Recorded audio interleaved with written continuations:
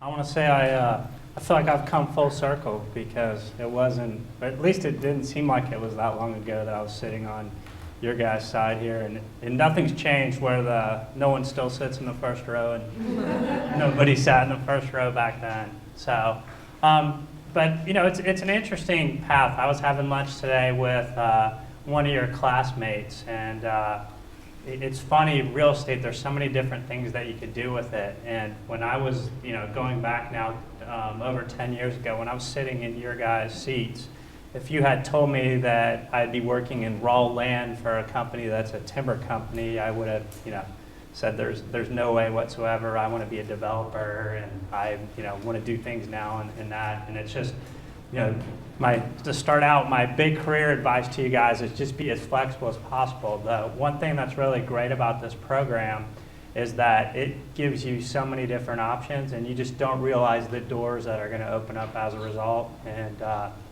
just enjoy the trip along the way. So, and we'll come back at the conclusion of this, and I sometimes ask myself why the heck I did decide to go work for this, and you'll understand this when Rose walks you through more of this. And I want to introduce also who's going to be helping out today. This is Rose Fagler.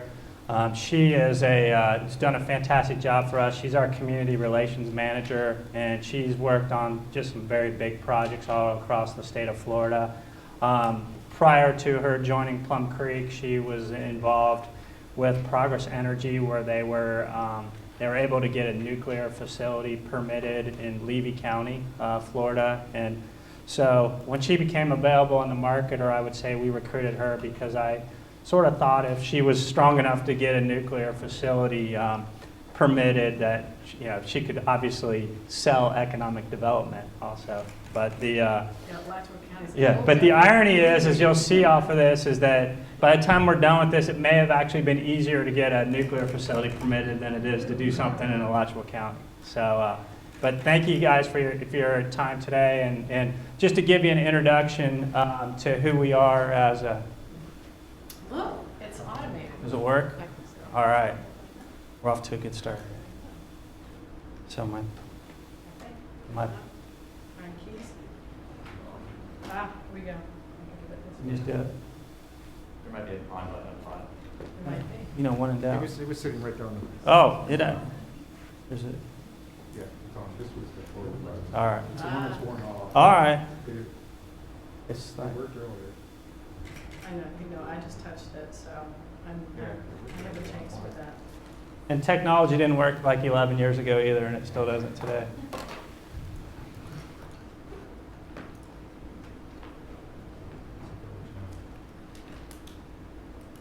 You just do it by hand. Ah, Oh, look at that. it just froze.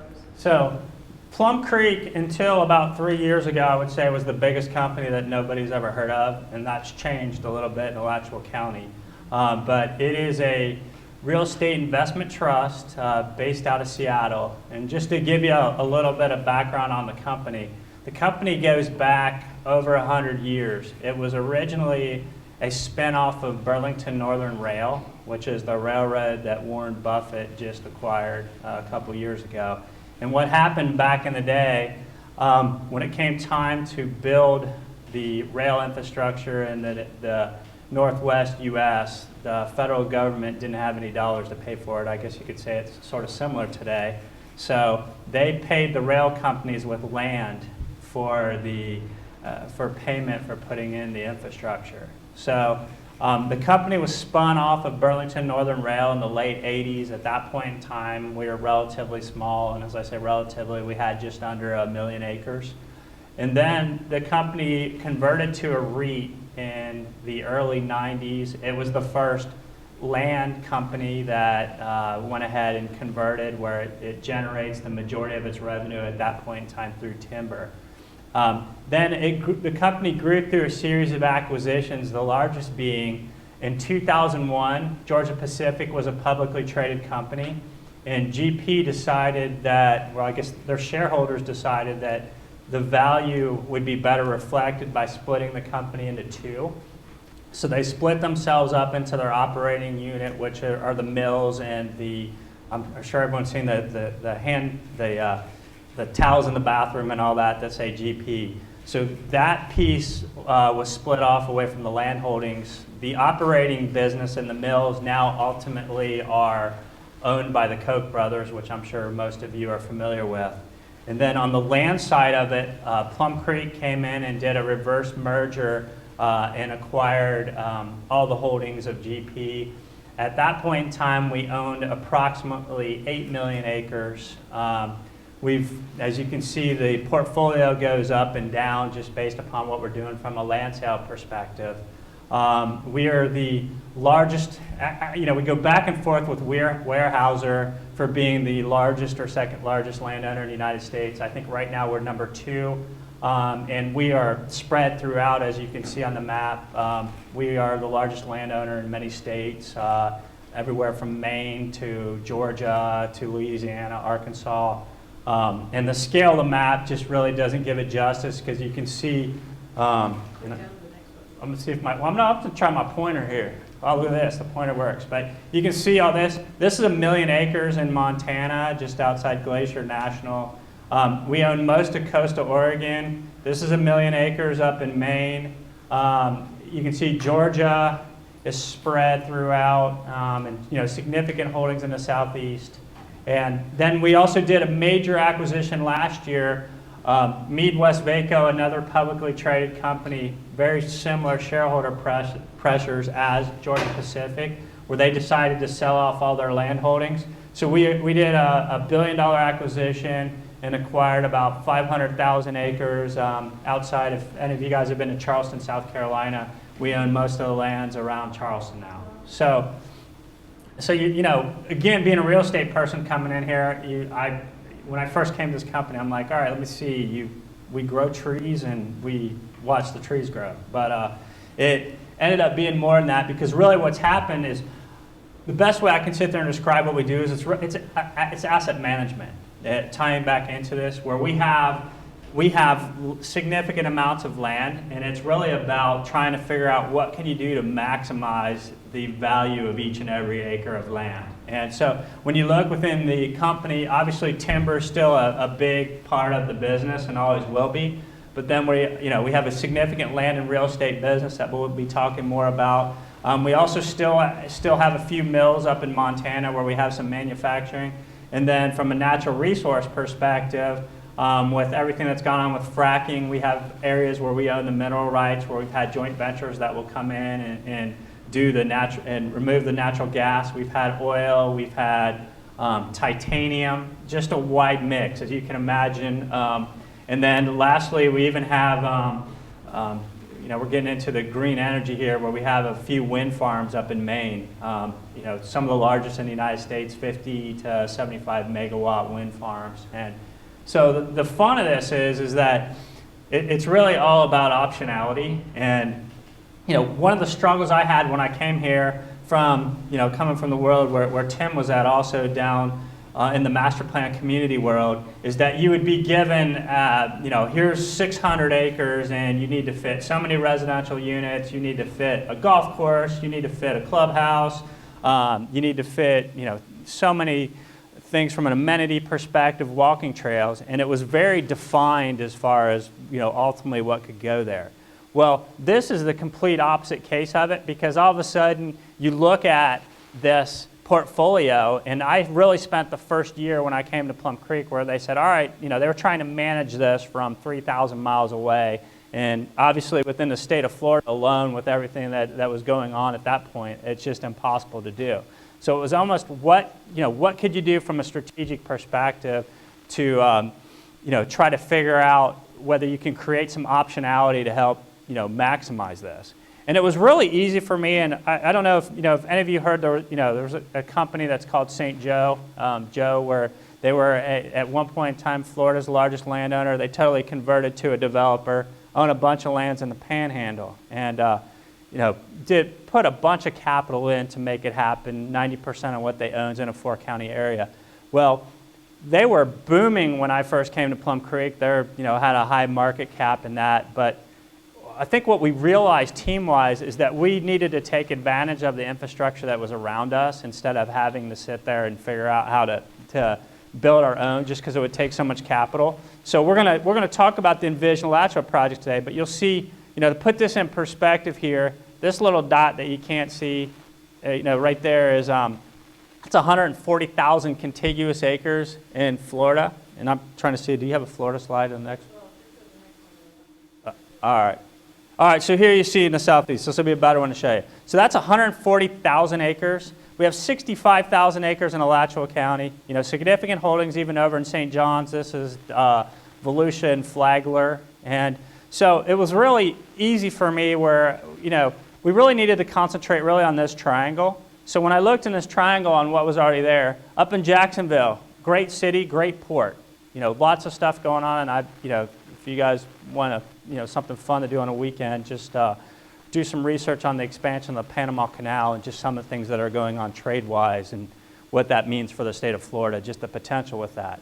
Then, great infrastructure, I-10 and I-75 here, and then within Gainesville. You don't realize, Gainesville has the potential to be such an economic powerhouse with the University of Florida. You have UF right now that is a top 15 public institution. And I challenge you, having lived in other college towns and having spent some time in Palo Alto, show me any other town that has a top 15 research institution where there's less commerce there than Gainesville. I mean, to me, that represented some of the opportunities. And then, then when you look at from a demographic perspective, as Florida continues to grow and it's a very aging population, the other thing to tie in, which you just don't realize how valuable it is until your parents start getting older, is healthcare. And you look at the healthcare that we have here within Gainesville with Shands, with North Florida, that is such a critical component to having any economy sit there and grow.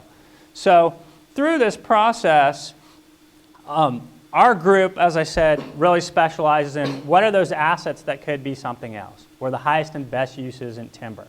And you'll see through this as we go through our presentation today that it takes, it's not a matter of you just wait for things to happen. And, another bit of advice for you guys in this one is, when you head out to where you're going to go a year from now, and the beauty of real estate is that you can really control your own fate. It's all a question of how hard do you want to work for it and how hard do you want to sit there and make things happen. And it's a matter of, I look at my classmates and everyone's successful in that, but it's all the ones that were most aggressive that really wanted to try to sit there and lead their own path are the ones that ultimately now it's interesting because we're starting to sit there and see those that are really at the top of the game, and then the others that are, just happy, just getting by year to year.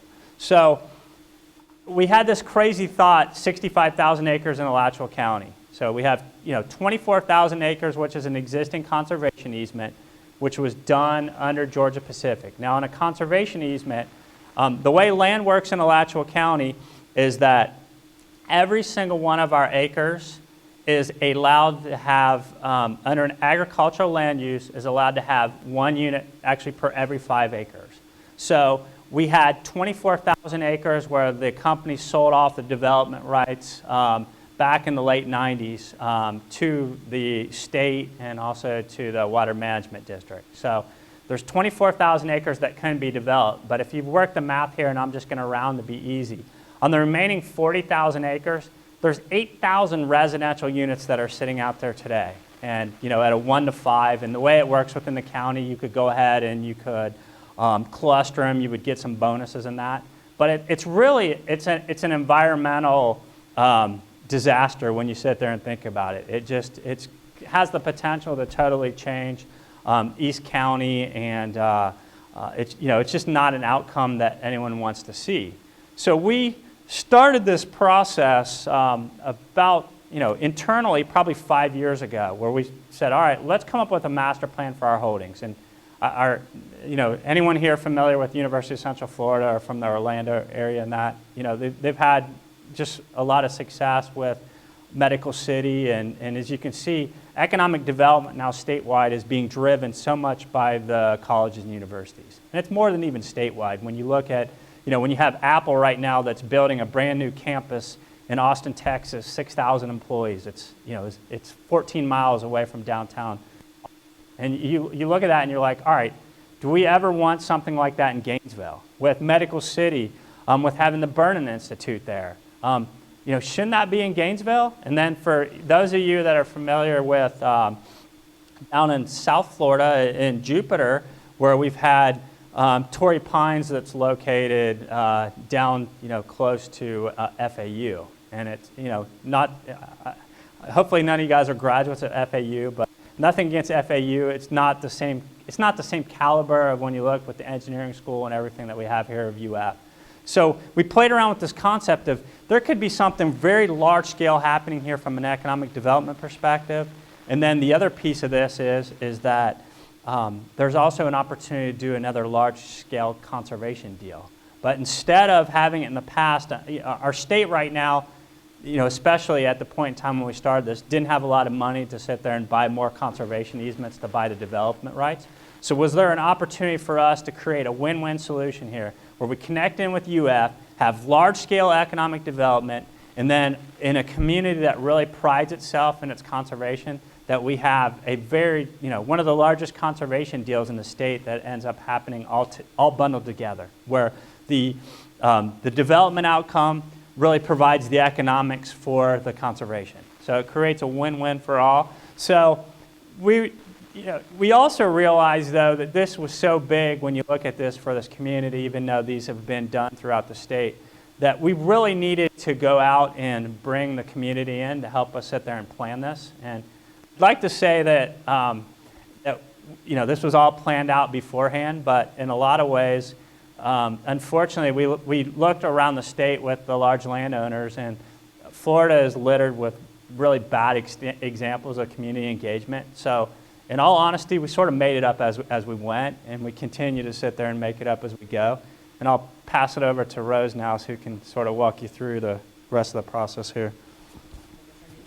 Yeah.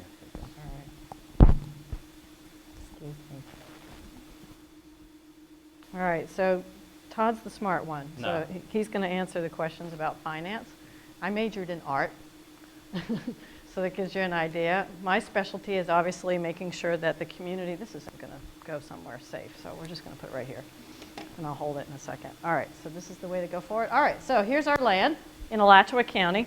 So what you're seeing, everything that is the dark purple color and the dark green color is what we own. So what Todd said about the conservation easements is the dark green color. And then the purple color is zoned rural agriculture.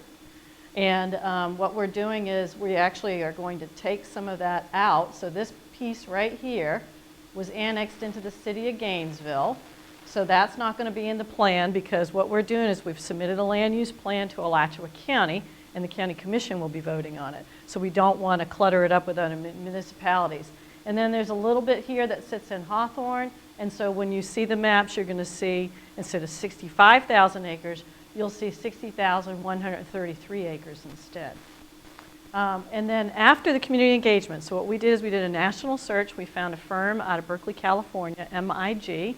Daniel Asafano is the I. And they specialize not only in land use planning, but inclusive discussions about land use. And they helped us to create the whole Envision Alachua process. And if you've ever come to any of our meetings, you will see Daniel. He looks like Edward Scissorhands with all his magic markers.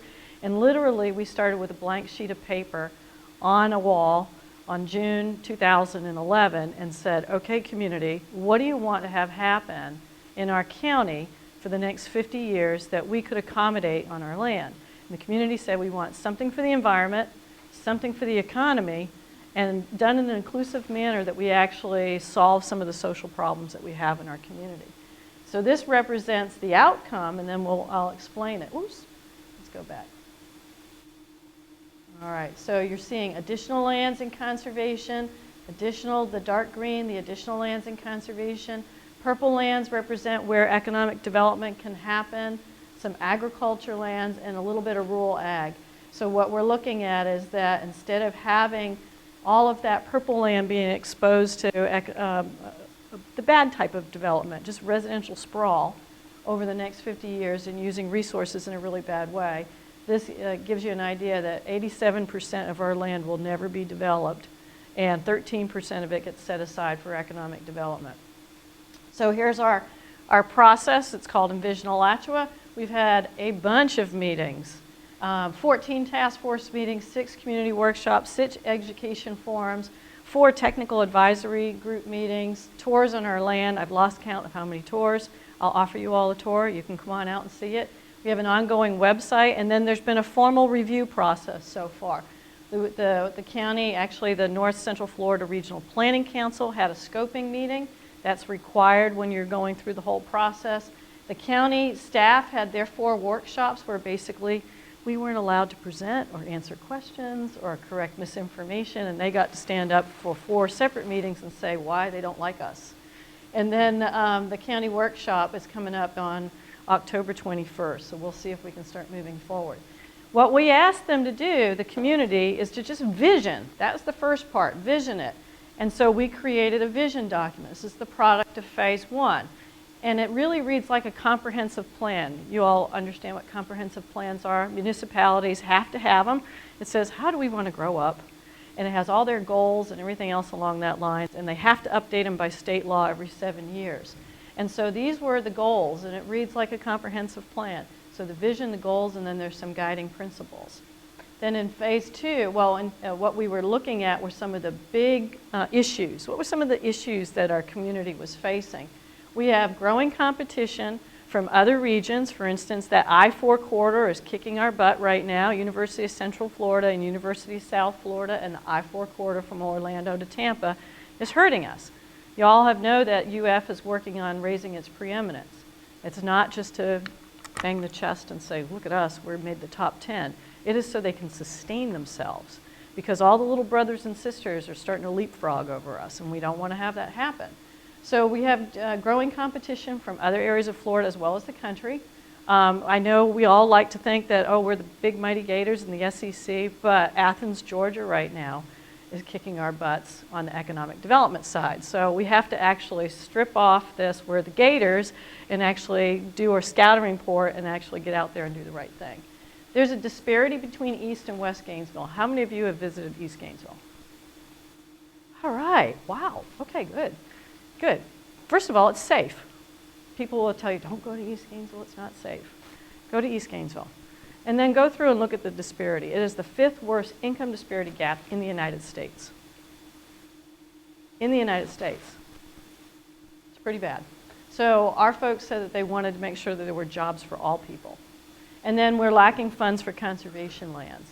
So the Envision Alachua actually took a look at what can we do about economic recruitment, what can we do about education and workforce development, and what can we do about water. So these were some of the initiatives that spun out, and we actually are in the process of creating a new water ethic. We painted that vision on our land, which you saw the outcome with the 4 colors, and this is the product of that. This is our sector plan. This is phase 2. The back end of it is that. And so the sector plan is a planning tool. How many of you are familiar with the sector plan? It's a tool that's been used for large landowners. You have to plan more than 15,000 acres, and we're doing 60,133. You're planning beyond the 20-year planning horizon. We're doing 50 years, so get your crystal balls out. And then you have to have land for conservation and economic development. So this is not, I have 600 acres and I'm going to eke out some green space and we're going to call it something great for the environment, or we're going to save all this land for the environment and we're not going to take care of the social issues that we have in our community. So it's a balance, and that's what we plan. The key outcomes of this sector plan and everything that the community did, by the way, 2,000 people have participated in the Envision Alachua process in the last 3.5 years. So it's been pretty extensive. We're looking at the fact that this allows a major economic opportunity that the county comp plan doesn't already accommodate, and it's actually beyond the trend. So right now the county comp plan says we are really happy with growing 1% every year, maybe even stagnant, or maybe even decline. They're good with that. Now drive through East Gainesville and out into Hawthorne. If you are happy with that, then you should be happy with the 1%. If you're not happy with that and you want to see your neighbors prosper, then we need to do something about it. This places the economic opportunity where the need is the most, and it also provides opportunity for job training.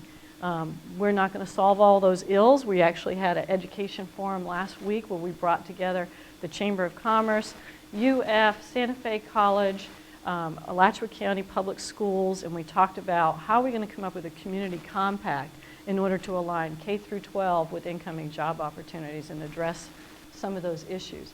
And then it allows for a major conservation win. As Todd said, it's one of the biggest in the states right now. An additional 23,000 acres at no taxpayer expense. So if your goal is to get to conservation of land, this is a great way to get there without all of us raising up our taxes. So when you're doing a sector plan, the major portion of it is usually conservation. So the first thing we did is we looked at how can we connect our land in Alachua County with the regional network. One of the reasons why I like this slide is because some of the folks in the opposition will say, Plum Creek's land sits on the O to O corridor. Okay, so the O to O corridor is right here. It's the Ocala National Forest, all the way up to the Osceola Forest. You know, last time I looked, this is Putnam County. We're in Alachua County, so we're not there. But this is light green right through here. And that means that what's going to happen is when the state has money, it's going to go to the things that are colored dark green first, priority 1, priority 2. Here's priority 3. This is the land that's in Alachua County. Highly unlikely that it's going to see state money. So there's another incentive to actually deal. So our community, when you look at the map and you see the additional conservation lands, it wasn't put there haphazardly. So here's the O to O. It was a way to be able to connect all of that. And then this just shows our existing conservation lands, the proposed conservation lands, any of the public lands, all colored dark green. And this actually helps us get to the vision of having all of this network here. We call it the Emerald Green Network, and we can actually help the county reach its goal at no taxpayer expense. Because we have such a need in economic development, our folks said, our community said, let's connect the University of Florida through East Gainesville and out to Hawthorne. There was a Georgia Pacific plant out here that closed in 2012, and when it did, 400 jobs were lost in the Hawthorne area overnight. So they're starving right now, and of course East Gainesville is starving right now. As great as it is to have the University of Florida here in Santa Fe, we're talking about over 75,000 college students that can go in and take the entry-level positions. Y'all will work for free sometimes, things along that lines. And so we have a lot of working poor where they're working 2 and 3 retail jobs for the luxury to stay at the poverty level. There's some churches in East Gainesville. There's one with Reverend Willie Kaysen. His daycare opens at 5 o'clock in the morning and closes at 2 a.m. in the morning because he has congregation members that need daycare that long because they're working 3 jobs. So they said, let's connect this. Let's not make this residential. Let's make this job centers. So they wanted it all to be on that and take advantage of some of that infrastructure. This just gives you an idea of where our community is growing right now. As you know, all our residential is growing way out here in the west. This is where the job concentration is. No jobs out here. And that's what the plan right now is forcing us to go in that direction. We get accused all the time that people in East Gainesville, literally, now we've been told this from folks from the Sierra Club, people in East Gainesville can just get on the bus and they can get a job at the Oaks Mall because the Oaks Mall is closer where I-75 is in order to get out to our land out here. And so this just gives you an idea. It's 7 miles out to here. It's about 12 miles out here. And oh, by the way, our office is in the town of Tioga, and it took me 45 minutes to get here today. Okay, so the time that you can get from 5 Points area of East Gainesville out to this area here is about 7 to 10 minutes. You can get from here to Shands in 7 and 10 minutes. So there's definitely a lot of road capacity and the opportunity to do this. The next thing we had to do is figure out how much, land, how much of our land could accommodate the growth that's coming up. We got some numbers here from Dr. David Denslow, where he said our area really needs to grow somewhere between 24,000 and 36,000 jobs additional to what we're growing now in order to make it sustainable. So we looked at that. We said it's going to require about 14 million square feet of buildings, an additional 1.5 million square feet for some retail, And oh, by the way, that means that you have one house for every 3 jobs. So if we were really developers, we would be looking at this number, let's say 30,000, and we'd say, oh, we should be building 30,000 homes. But see, our community wants to have infill in East Gainesville and in Hawthorne. And if we do this correctly, we're also employing people that are living in East Gainesville and Hawthorne. So that's where we got some of our numbers. We're actually supporting this with an economic development plan. Plum Creek is funding the economic development plan for our whole area. We'd love to be able to attract it just to our land, but unless all the boats are floating, we're not doing well. So this just gives you an idea. This is really unprecedented. There isn't any other university right now across the United States that is going to have the detail of this plan in order to support it. This higher ed asset area, Dr. Machen gave us unprecedented access into the University of Florida. We had over 150 interviews with administration, the deans, the top researchers to map out their relationships. We also met with the foundation, where are the Gator alums, who's gifting you, so that we could put that together and actually determine, where should we be going to recruit? Who wants to come here? Who's already doing business? Of course, with economic development, you're always going to be recruiting, starting up, and retaining what you're growing. Right now, we're really good at starting up. We lose what we grow, and we're not very good at recruiting. Because the Burnham Institute went to Lake Nona. Torrey Pines, Scripps, they went somewhere else as well. Jackson Labs floated around the state for a while. This gives you an idea of the industries that we're actually going to be looking at with advanced manufacturing that comes up all the way underneath it. One of the big things that UF has that folks in the area really don't understand is IFAS. IFAS can cross into so many different areas of research right now, and they can figure out how you're going to feed 9 billion people on less land with less water. What about making food taste better to combat diseases like diabetes? Things along that line. So that's a gem right now, combined with everything that's happening in human and life sciences and the biomed, as well as anything that's happening in engineering. UF has really got some amazing assets that we should be obviously taking a look at. This gives you an idea. This is called our Windsor track, and remember, here's East Gainesville is out here. This is Hawthorne right here. This is State Road 20. This gives you an idea of over the next 50 years where development might happen. Where you see, and the rest of it is in tan, we don't think development will ever happen there. So that's actually beyond the 87% that gets saved. We'll talk about that in a minute. Some of the things that we did, we had the water goal from phase 1, where the community said, we want you to reduce water consumption by 50%. We said, we'll take you up on that. And we've been working through. We're going to be leading with a water ethic. And we have actually in the process of putting some of those policies in place on our land use. And part of it is no potable water, so that's your drinking water, could be used for landscape irrigation, as well as no reclaimed water. That's huge, because how much gets used in landscaping? 55% of the state's water right now is used for water and dry. Right. So this development with all these jobs will actually use less water than if we just let the land rights articulate out on our land over the next 50 years. This just gives you an idea of the fact that we're going to value all aspects of water. So usually you just value what you bring out of the water, out of the ground, and you treat it and you use it, and that gets a price to it. This treats the whole system. And this just gives you an idea. These are actually policies that came out of the sector plan, where it says no potable water, no reclaimed water, no wells. This is huge. This is really big. All right, this kind of gives you an idea. We had to actually vision. What could it look like? What could this look like on the land, and is it actually looking right and we're heading in the right direction? So everybody always wants to know, what's it look like? This could possibly be it. So this is Hawthorne right here. We've got 301, which is the main truck route from Jacksonville to Tampa. This is the main north-south freight line for CSX that actually goes right down the middle of the state, and we touch it with 8 glorious miles. And they said, we'd love to do a rail spur with you. So this gives you an idea of rail-served industrial that could happen out there. And then this area here is an area where as Hawthorne starts to grow residentially, it could grow out here. But when you get out here, now you have to adhere to the water ethic, It also, there's a policy that says you must be within a half-a-mile walk of a non-retail job. So that means we actually have to bring in the jobs. You have to be within a half-a-mile walk of real transit. How many of you tried to take the bus in East Gainesville? It gets canceled. They have the worst buses. It doesn't run at the right times. You have to be within a quarter-mile walk of some place to go recreate. So that's some of the things.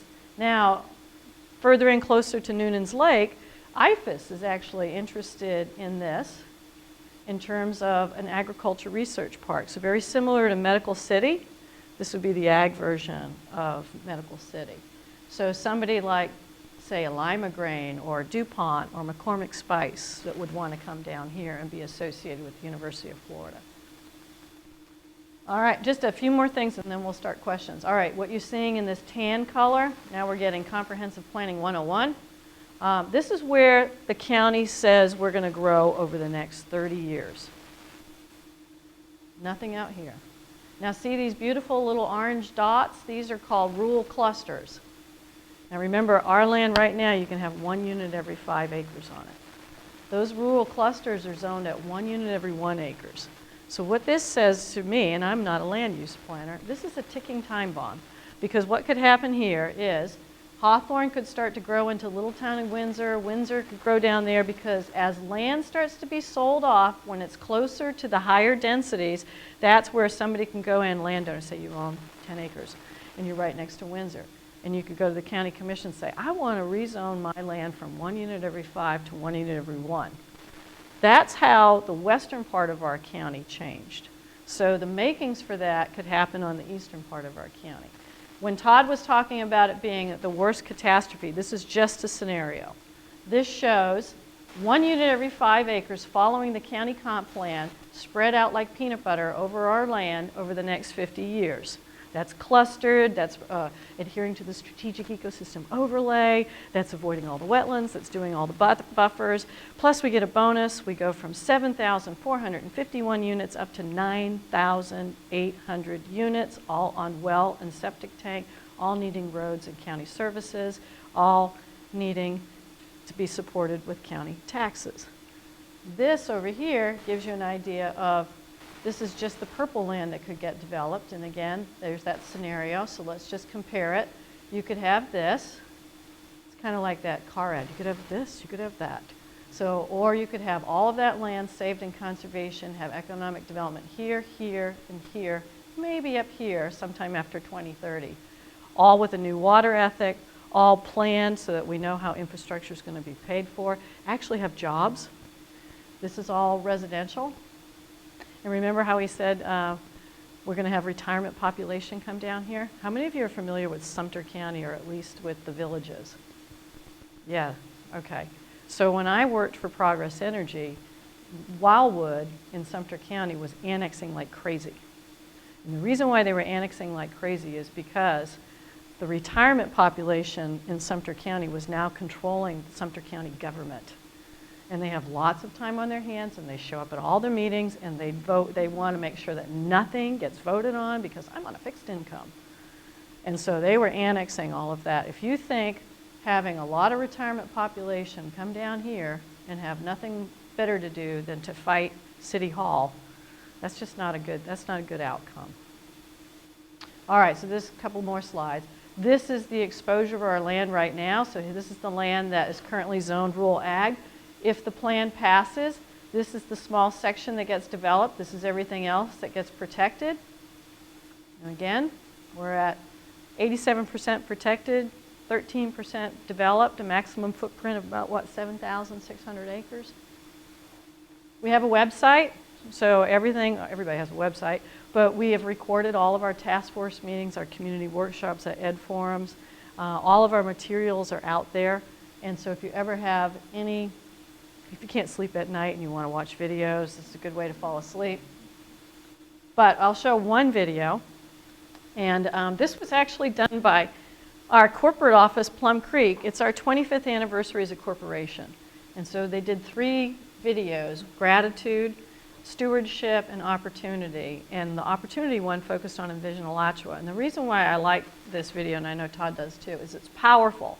Because all the talk about finance, All the talk about real estate and what's going to happen, we always forget about the social aspect of it all. And this actually touches on that whole social aspect. So, and this is it's going to start with our CEO. Throughout 2014, we're celebrating our 25th anniversary as a publicly traded company. We've certainly come a long way. We're excited about the opportunities ahead to continue providing valuable jobs, producing valued products, and sustaining our force for future generations to enjoy.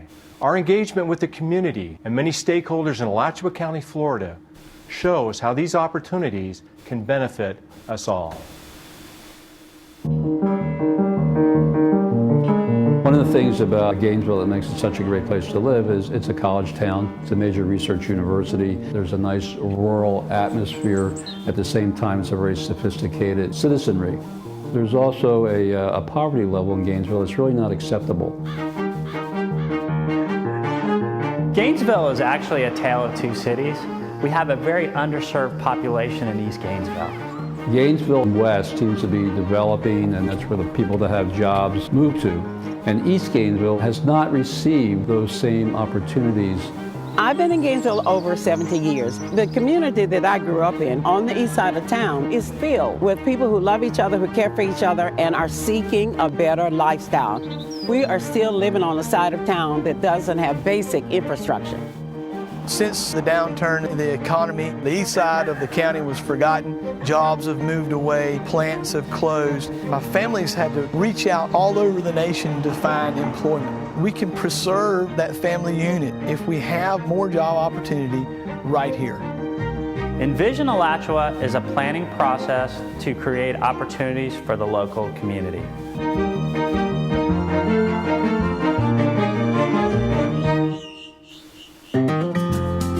Envision Alachua is a first-of-its-kind planning process on our 65,000 acres within Alachua County. We brought the entire community together to help shape a master plan for our holdings and help create additional opportunities within our local community.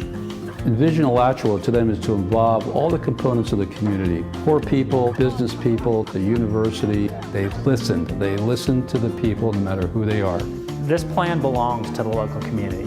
It's being led by a diverse task force representing education, conservation, economic development, and the local neighborhoods. The uniqueness of the plan is that it brought so many different people to the table. It wasn't just made up of one group of people. It was all inclusive of everyone in and around our community. Community is not just a house and a corner that you live on.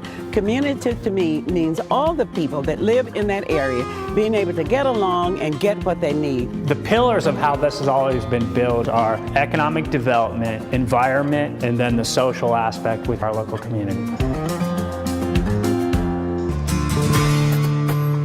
In order to have a thriving community, we know that we have to have education, businesses, environmental concerns, we have to have growth, we have to have all of those things. I think this is the most important project going on right now in the state of Florida.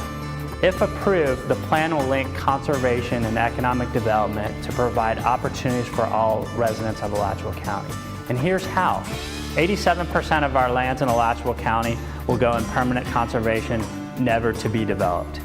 And on the remaining acreage, we'll have 15.5 million square feet of economic development assets and 10,500 residential units. With having the homes all be within a half-mile walking distance to the employment uses, my hope is after this project is approved, this will become the model for community engagement within the state of Florida.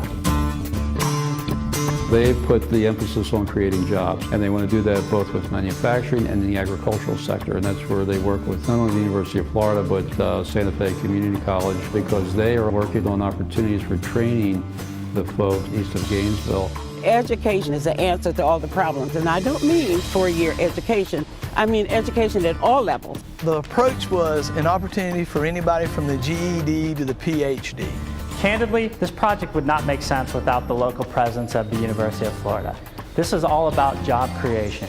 We are working in partnership with the university for the recruitment of many industries, including agriculture, advanced manufacturing, and distribution.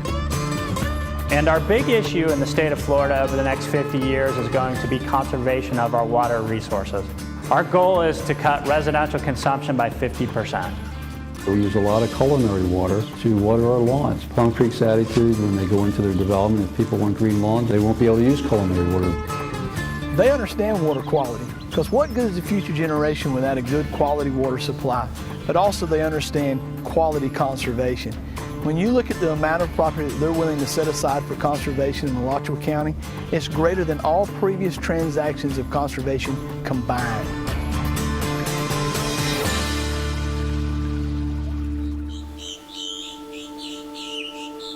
When I was a little girl, I didn't think we would get here.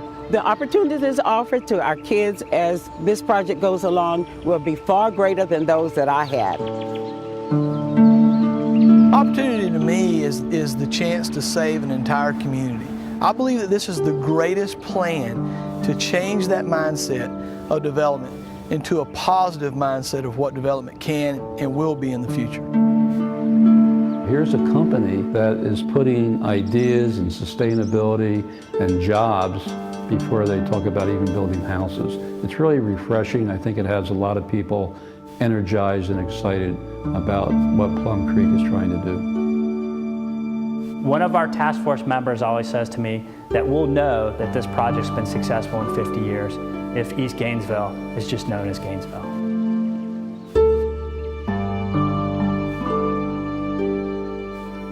So one of the things that we get accused of, which is the fun part, is that we just had this plan all along. We brought the community together, big PR. I've been called the snake oil salesman, the spin doctor, you name it. And that we just pulled the plan out, voila, and that we led all of the 2,000 people to the same conclusions that we wanted them, and that we didn't have robust discussions and that people didn't disagree with us. And that's just really a bunch of hoo-hockey. This is a great little article about the process, but on the back, it lists our task force members. And it's a shame you all don't know some of the local community, but some of these folks, there's no way we could get them all to agree.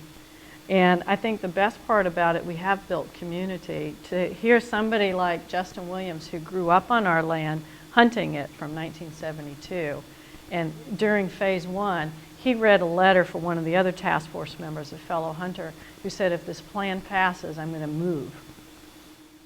And I mean, it was just, there wasn't a dry eye there. Everybody was weeping. And for him to get to a point where he was just like, if we don't have an opportunity, my kids are going to have to leave and the family unit is going to break apart. And then Miss Vivian Fagler, she went to Lincoln High School when it was a segregated high school. She was the first African-American nursing supervisor at Shands, and when Dr. Cade was inventing Gatorade, he would administer the Gatorade to the kids that were sick, and it would help them, obviously if they were dehydrated. So I mean, to sit there and hear that, if we don't do something, then who will? This is an amazing opportunity. So in addition to the questions that we'll answer on the finance side or the real estate side or the planning side or anything like that, I think one of the things to think about when you go off into your business world is that you're going to be asked to make decisions for a company. And sometimes just getting into the community and hearing what the community wants, your company would automatically do that. And so it's important to get that input so that when you're making those decisions, you're not leading your company into a minefield, and you're giving them the opportunity to come out as a hero. So that's always a good thing too, especially if you're working for good employers. Everybody wants to do the right thing. There's not a whole bunch of companies out there that just want to rape, pillage, and destroy. Unfortunately, they get the biggest news. So, my challenge to you is, make informed decisions. And if you don't have the information, then get out and talk to your neighbors and get that information. And then let your employer know so that they can make better decisions. So, we'll take questions. Come here. You're the smart guy. I only stayed at the Holiday Inn Express.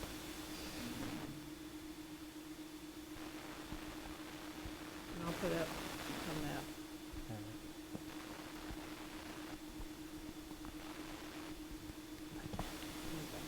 No, and Rose refers to the opposition. I'll bring you up to speed on that.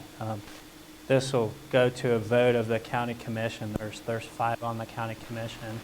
So obviously we need to have 3 votes that occur, and Unfortunately, through the process, there's one county commissioner that this vision doesn't match up to his vision, so he has led a very concentrated effort against us, and it's been a little tough at times from the perspective of that. You know, we tried to be very transparent and try to, you know, just there's no secrets here, and it's sometimes frustrating where you just sit there and see the misinformation. And I'll tell you something scary, which, you know, when Facebook first came out, I was like, oh, this is great. I can connect up with all my former classmates and that. But from a business perspective, Facebook is scary just because it's so easy to disseminate misinformation, and then the second somebody sends it on to someone else, it just grows like a mushroom. And so it's, no, yeah, there's all kinds of good stuff.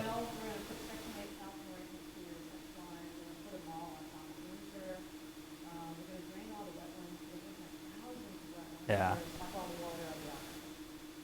So it's all, you know, for those of you that go out into this and decide that you want to go into the development arena, you'll recognize very quickly it's a very political process. And I you know, unfortunately I had the moment waking up this year where I think I realized through this that, hey, this is a 24/7 political campaign that we're trying to do. But, you know, that's all, you know, not to defend the other side off of it though, but it's, you know, it's also a matter of something this large where you come in, while it's not unprecedented in the state, there's been 7 of other sector plans that have been done throughout the state. It is new here, and it, you know, everyone's always worried about what is the worst case scenario that could sit there and happen. So I understand, you know, some of the resistance from that side, but the way that, as I said, the way the process works, this will end up going to a vote of the commission.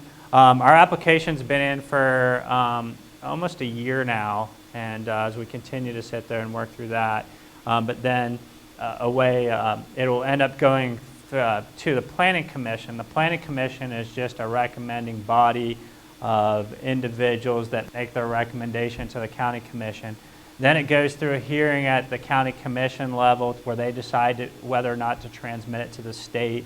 Assuming that we have 3 votes on that, then it gets transferred then to the state. The State Department of Economic Opportunity will bring in all the various agencies, Fish and Wildlife, DEP, DOT.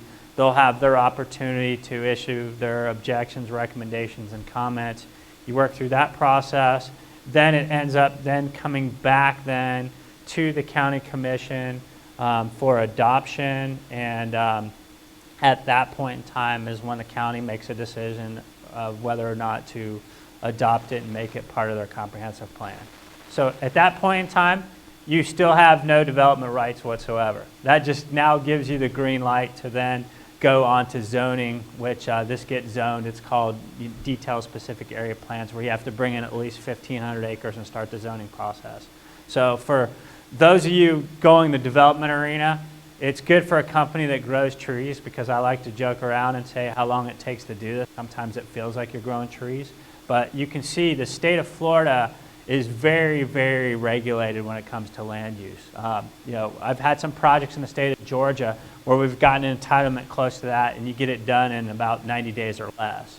By the time we get to the finish line in this from when we've started, I mean, this is multi-years, not necessarily a quick process, but from the other side, it's also what guarantees the value from the other side, is just because it is such a hurdle to get through the approval process that I don't want to sit there and say it guarantees the monetization of it.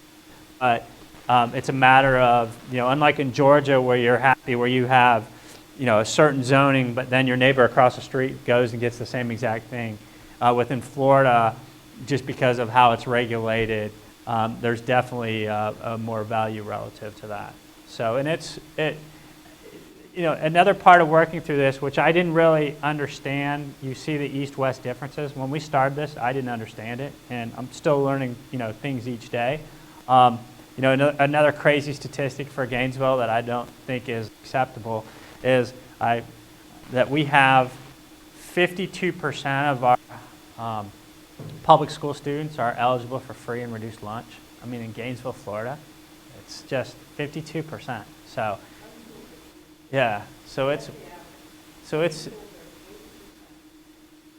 So I never really recognized the social part of it, and I think that's where the learning to me has been the most. But you obviously also have to be able to see an opportunity where others can't. And as you can see, we've been very fortunate with our relationship with the University of Florida, where timing is everything in life. And when you look at the education model in the future, and I know Dr. Archer and Tim could speak to it more so, but it's a matter of where it's becoming more and more important for universities to have the corporate relationships. I mean, you know, and you start thinking in, you know, even a 25-year time frame, you know, what is the role of a university campus at that point?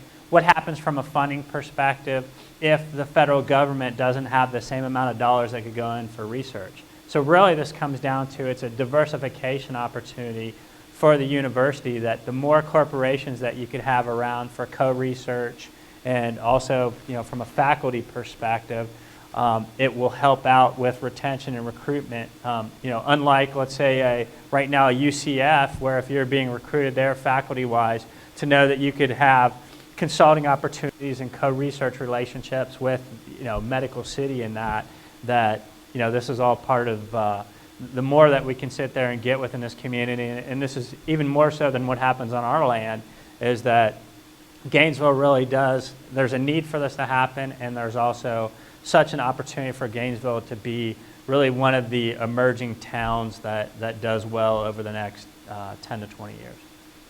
So I will open it up to questions.